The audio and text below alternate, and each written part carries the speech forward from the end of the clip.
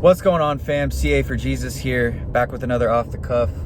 So today I want to talk about the alphabet mob and the fear of man. So when I say alphabet mob, let's just use your imagination, because on YouTube we have to speak in code so we don't get demonetized. It's a sad reality. So use your imagination when I'm talking about the alphabet crew.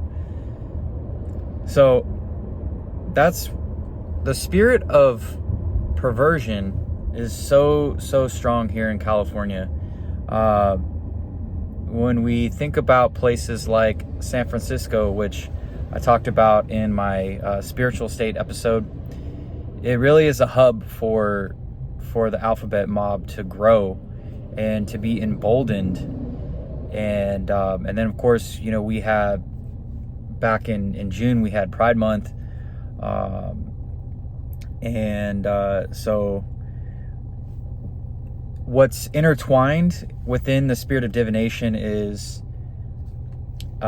in this case, perversion and pride. And then of course, using slogans like love is love. It's just that's a very, broad statement. And what does it really mean? And how far are we willing to go with it? Because what once was just a simple slogan for the G's and the L's and the B's, I suppose, then the T's came in, and now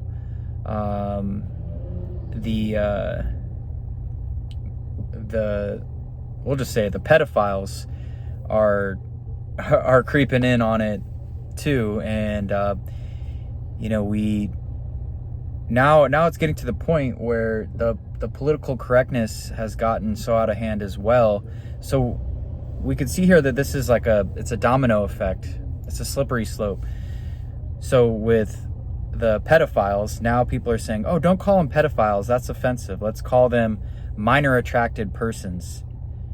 That's how far out of control this gets. So when you give demons an inch, they will take a mile. So it started in 2008, or maybe not 2008. I can't remember exactly the year when it became legal for the G's and the L's and the B's to get married.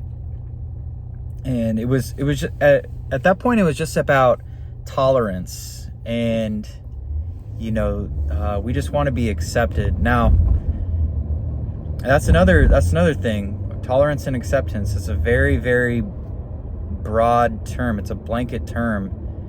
And how far do we go with it? And the Bible tells us what boundaries to set here, obviously. But then you have the fear of man. So the fear of man is so strong, especially in California, because political correctness is such a people are so obsessed with political correctness around here, to the point where people could actually lose their job and just have their whole reputation completely ruined. And that puts so many people into a state of fear, especially Christians, especially even churches too. Churches, they're either they don't agree with it, but they're afraid to talk about it, or two, the second option is they embrace it, which is an absolute abomination to the Lord, which it says it says a man shouldn't lay with another man as he would a woman. What does that mean? Obviously that means two men having sex together, but it also could apply to two women or whatever. And it's clearly an abomination to the Lord. And you have these churches openly celebrating it. And it's absolutely ridiculous that they would actually embrace it. It's one thing to stay quiet about it, which we shouldn't. We need to be openly vocal about it. We don't need to be rude to people. We don't need to be getting in people's faces about it.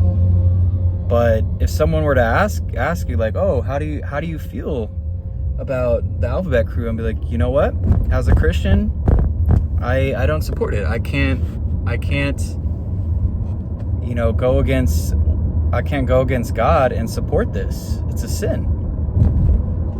And you can just leave it at that. You don't have to go into great detail. But if someone wants to get into great detail, you can say things like, it's not God's design. God designed men and women to be together.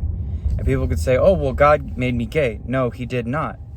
Now, we live in a fallen world. Our world, sorry guys, slurring my speech a little bit. Our world is governed by the Prince of Darkness, Satan. We live in a fallen world, okay? So God did not make you gay, okay? Now, here's where we have to have compassion with people. One is because they're under the spirit of divination. I mean, everywhere you go, on TV, and you see all these stores, especially during the month of June, and in our school system, our public school system, and even in some of these private schools, man, they are openly like pushing this alphabet agenda. And so of course these kids they're gonna get confused, or they're gonna think that this is okay. And because kids and lukewarm Christians they're not gonna stand firm on the scripture. They're gonna do what their friends are doing. They're gonna do what society deems as acceptable, which is basically you're just being a reprobate at that point, a reprobate. And God does not care about our feelings. He tells us he gives us a guide, and he expects us to follow it. Now, I have compassion because clearly a lot of people struggle with same-sex attraction. That spirit of same-sex attraction. That's a spirit of perversion, okay? And you can go on YouTube and find many people who have overcome this spirit of perversion, this spirit of same-sex attraction, and no longer struggle with homosexuality or gender confusion, which is super demonic. Like, if you're a male, you're a male. If you're female, you're female. And if you feel differently, that doesn't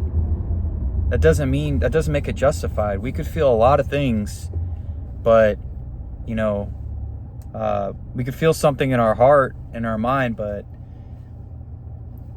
again, the heart is deceitful above all things. Now, God knows our heart, and so I'm talking about our heart in two different types of situations here.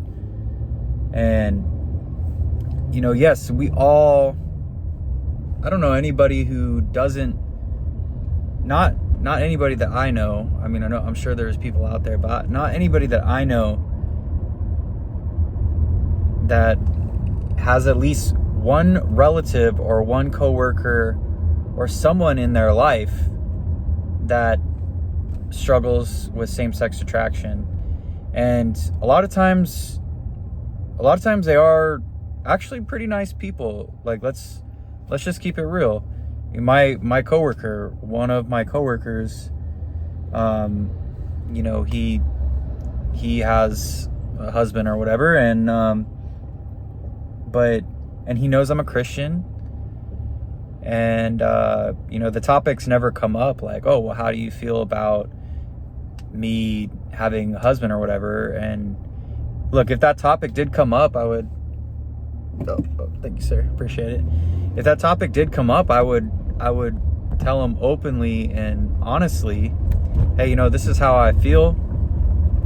And look, for the record, I'm not telling anybody how to live their life. I'm just letting you know what the Bible says. But I have always felt in my heart, which in this case, this is God convicting me, talking to me, that there always was something strange about the alphabet agenda.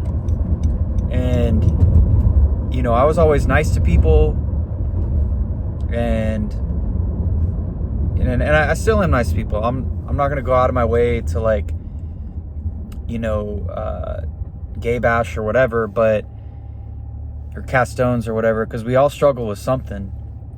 But, you know, when I tell people, hey, yeah, like, I go to church, I'm a Christian, this and that, like, you know, that should give them an idea of where I stand. It doesn't mean that I hate them. It doesn't mean I think you're a bad person, per se. I mean, we're all bad. We're all sinners, right? So there's that. But, you know, yeah, like I said, it's one thing to struggle with this. And I feel for people, you know, that struggle with this. It's not easy, but you can get deliverance. You can get therapy through the church. You can also, if you go on YouTube, you could find people who have overcome this spirit, don't have any sort of same-sex attraction, and listen to their stories. YouTube's a great source for that. And yeah, we can, you know, we could all overcome whatever we're dealing with. You know, all glory be to God, right? And you can seek deliverance, counseling, talk with other people who are going through the same thing. That always helps, or people who've overcome it. Like I said, it's not impossible. You know, with man it's impossible. With God, all things are possible, right? So yeah, but we can't let the fear of man overpower God's truth, his objective truth. Another thing too is the culture is always shifting. So first it was all about the L's, the G's, and the B's. Then it became about the T's. And it's like, where are we going with this? You know, the flesh is never satisfied. In the last days, you'll have inventors of evil. It's like, oh, this isn't enough. We have to be more extreme. This isn't weird enough. We have to get weirder. That's how it works, you know, because the flesh is never satisfied. Man, I mean, I was even watching a Dodgers Giants game, just trying to chill with my family back in June, and they're rocking pride on their hats, on their jerseys, and I can't believe it. I know that, like, I couldn't even enjoy it, man. I was just like, man, this is so in our face at this point. Like, I can't even watch a baseball game just to get away from it. And I know some of those players are Christians, but they played anyways because of their fear of man. And it's like, when we talk about persecution, I mean, there's people dying in third world countries for their faith, and we're over here, we can't even deal with a little bit of criticism, a little bit of, you know, false or negative press, or just criticism from friends and family, because we've gotten way too comfortable in the West, and our fear of man is so strong. And it's really, really important that we have fortitude. Ask God for fortitude. Basically, fortitude is believing in something no matter what anybody else thinks, and you stand firm in that. And that, if anything, when we read the Bible, what it should give us is fortitude. So, and look, this is still something that I'm working on too, so I'm not coming on here acting like I'm all high and mighty, I'm all big, bad, and tough. But this is something that we should all be working on, especially for Californians, because we don't live, this isn't the Bible Belt. We're it's a little bit more of a trickier situation that we're in, but like I said, we're here for a reason. God put us here for a reason. I'm not leaving. I love this state, so I'm gonna fight and stay here. You're not gonna run me out. I love this state, and I'm gonna fight for it, and I'm gonna do my best to make it a Christian powerhouse. That's what I'm here for. So as Christians, especially in California, we have to stand strong. We have to stand together. Have compassion for these people, because they've been duped. They've been tricked by the spirit of divination into justifying their perversion. And then through things like pride, what comes before pride comes before the fall, right? So this is a delicate situation, but this is where fortitude comes in. We have to stand strong in how we feel. And as it says in Proverbs chapter 29, verse 25, the fear of man bringeth a snare, which means it's all a trap. The culture constantly changes. What's not acceptable today will be acceptable tomorrow, and so on and so on. But the Bible stays the same. It was the same yesterday, today, and forever. So we could stand firm on that. Just be like, this is how I feel. I have a biblical worldview. It doesn't change. It's consistent. So you know where I stand. And that's that. And you could say it with a smile on your face. And if people get upset about it, just be like, all right, well, I'm sorry you feel that way, but I want to be honest with you, and that's that. Pretty simple solution there. And no fear. Fear is false evidence appearing real. God did not give us a spirit of fear. He gave us power, love, and a sound mind. All right, so everybody stay strong out there, and let's fight for Christians. Let's fight for California. And if this message was helpful to you, please like, comment, share, subscribe. If you need prayer, please drop it down in the comments below. I would love to pray for you. I love y'all. Have a blessed one.